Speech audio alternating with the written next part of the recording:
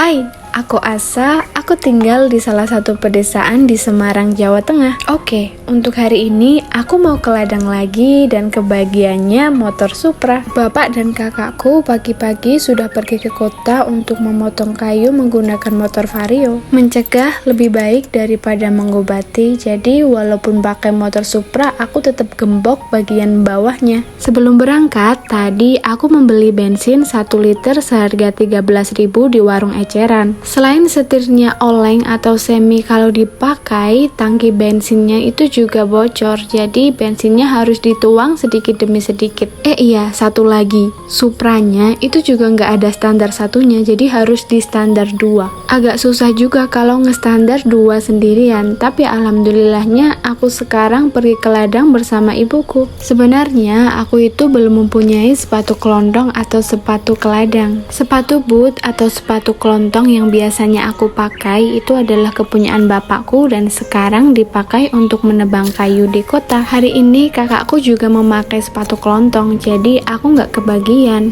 Ibuku lagi nyangkul-nyangkul tanah bekas nanam labu siam dulu. Walaupun letaknya lumayan jauh dari rumah, sekitar 1-2 kilometeran, ladang ini dipenuhi dengan harta karun kalau misalnya kita mau menggalinya. Tadi waktu berangkat, aku sendirian membawa kotoran kambing menggunakan motor Supra. Kemudian aku balik lagi untuk menjemput ibuku. Sudah 2 kali perjalanan aku menuju jalan ke ladang ini, dan tanganku pun agak jarem atau kram karena berusaha nahan setir biar gak oleng. Entah berapa kali aku menyuruh orang rumah untuk mengganti velg ban depan dengan velg yang asli, tapi ya sampai sekarang belum dilakuin. Tapi karena aku bertekad pengen ke ladang ini, ya nggak apa-apa deh nahan sakit dikit buat nyetir. Sekilas tas ini memang kelihatan masih bagus, tapi tas ini sudah aku pakai sejak aku di bangku SMP. Untuk baju yang aku pakai juga sudah lama, ini aku beli waktu itu di Jogja seharga 40.000,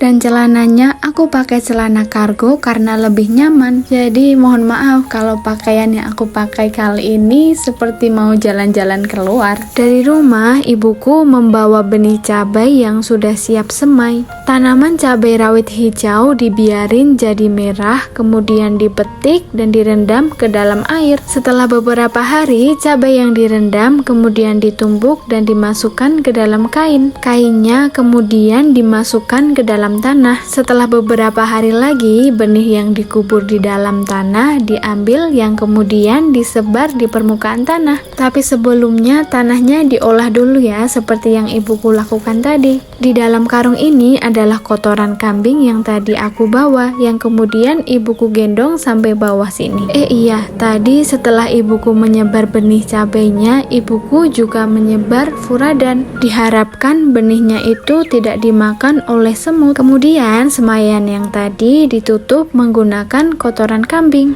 Kotoran kambing yang kami pakai itu sudah tercampur dengan fermentasi rumput ya. Terkadang ada rumput yang gak termakan oleh kambing yang kemudian jadi terinjak-injak. Rumput yang terinjak-injak itu kemudian tercampur dengan kambing yang kemudian menjadi pupuk. Setelahnya semaian cabai disiram menggunakan air. Air ini yang waktu itu aku ambil sendirian dari ladang bawah. Jadi di ladang bawah itu ada ladang kepunyaan buleku yang muncul tuh air, atau bahasa Indonesianya sumber air. Nggak ada alirannya ya, tapi air yang muncul dari dalam tanah. Aku izin sama ibuku mau ngebersihin tuk air dan ngedalamin tuknya menggunakan cangkul. Spontan ibuku ngelarang. Karena apa? Karena di ladang bawah itu tumbuhannya sangat tinggi-tinggi. Tumbuhan liarnya seperti rumput yang menghalangi tuk atau sumber air. Ibuku khawatir kalau misalnya aku ngebersihin sendirian dan aku kan nggak bisa survive. Naudzubillah, misal ada binatang buas atau binatang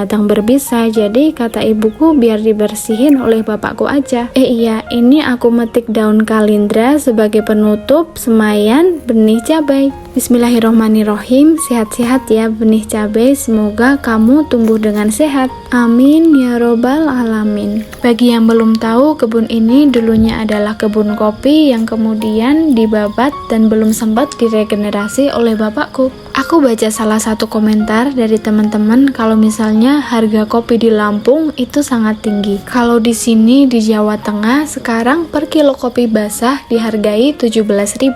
Alhamdulillah kami juga sudah panen tapi di ladang lain bukan di ladang ini. Nggak ada yang nggak mungkin bagi orang yang mau berusaha. Sedikit demi sedikit nanti lama-lama jadi bukit. Itu adalah kata-kata motivasi yang biasanya terucap oleh seorang motivator. Lakukan kegiatan positif yang ada di depan mata dan jangan patah semangat. Ini kopinya aku potong sudah persetujuan dari bapakku ya, karena memang mau diregenerasi dan sulit buat dijangkau. Lahan ini dulunya adalah warisan dari almarhum kakekku. Kanan, kiri, bawah, dan bawahnya lagi dulunya adalah satu lahan yang luas yang kemudian oleh almarhum kakekku diwariskan kepada anak-anaknya. Ibuku mau mencoba menggunakan gergaji mesin baterai ini. Awalnya berjalan lancar, tapi akhirnya ibuku memberikan gergaji ini kepadaku karena kurang yakin. Dan akhirnya aku lanjutin motongnya tapi nggak sampai tatas ya, biar tahun depan bisa tumbuh lagi. Kalau yang aku tatas sampai bener-bener lepas dari pohonnya itu biasanya yang bener-bener tinggi dan susah untuk dijangkau. Ladang kepunyaan bulekku yang berada di bawah itu sudah pada dirawat atau disetek, jadi batangnya itu nggak tumbuh tinggi, jadi tumbuhnya ke samping nggak ke atas. Ladang ini bisa terbengkalai karena jaraknya yang jauh dari rumah dan ada beberapa garapan lahan yang ada di dekat rumah. Kalau nggak salah yang ditanam ini kopi robusta ya, bukan arabica. Kalau manjat-manjat pohon gini aku jadi mengenang masa kecil. Dulu waktu masih kecil aku bersama temanku suka manjat pohon, entah itu pohon jambu, pohon mangga, atau pohon pepaya,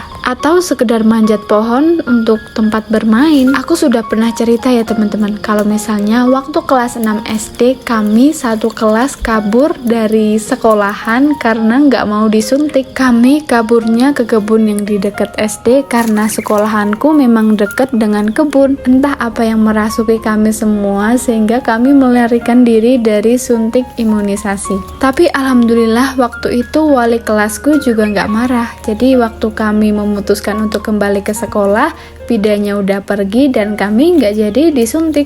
Cuaca kali ini cukup terik teman-teman, jadi agak menguras tenaga. Aku ngambilin biji kopi yang dimakan oleh luwak. Biasanya luwak itu suka makan biji kopi yang sudah merah. Aku kutip satu persatu untuk nanti aku jemur di rumah. Kalau nggak diambilin juga sayang, soalnya biji kopi yang dimakan luwak juga lumayan banyak. Aku pernah gigit biji kopi merah dan rasanya juga memang cukup manis. Pantesan aja luwak sangat menyukai biji kopi yang merah. Iya teman-teman, gergaji mesin baterai dari kemarin belum aku cas dan sekarang aku pakai lagi. Daya baterainya masih sekitar 80%. Kalau teman-teman pengen punya, aku beli gergajinya merek Kilat, KEELAT. Alhamdulillah, sepertinya cukup untuk petik kopi hari ini. Dari ladang ini mau sekalian kami bawa ke pengepul. Gak sadar kami metik kopinya sampai ke pojok lahan, jadi mau gak mau aku harus ngambil tas dan barang lainnya di gubuk sendirian. Terkadang aku suka kaget dengan suara bibit kalendra yang terpecah. Dengerin guys, biji kalendranya tuh suka, dengerin guys, biji kalendranya tuh suka mecah kalau misalnya panas.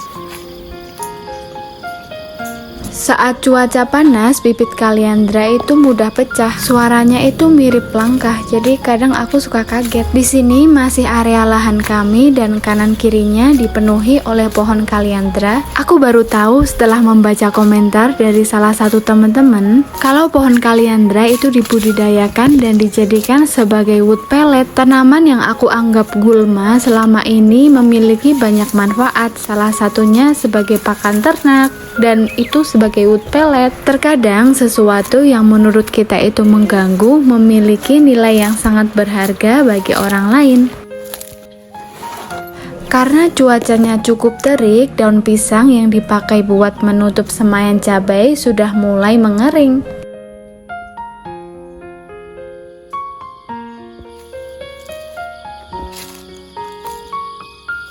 Alhamdulillah tadi aku membawa pepaya, jadi cukup untuk penyegar dahaga. Sesampainya di rumah, aku disambut dengan keadaan rumah yang seperti biasanya. Aku mau beresin rumah di luar kamera aja biar lebih cepet beresinnya. Iya teman-teman, waktu itu kan aku ngebuat tungku dari tanah liat dicampur dengan abu bakar. Karena kejadian yang tak disengaja, tungku itu jadi pecah. Tapi ya nggak apa-apa, nanti lain hari masih bisa ngebuat lagi.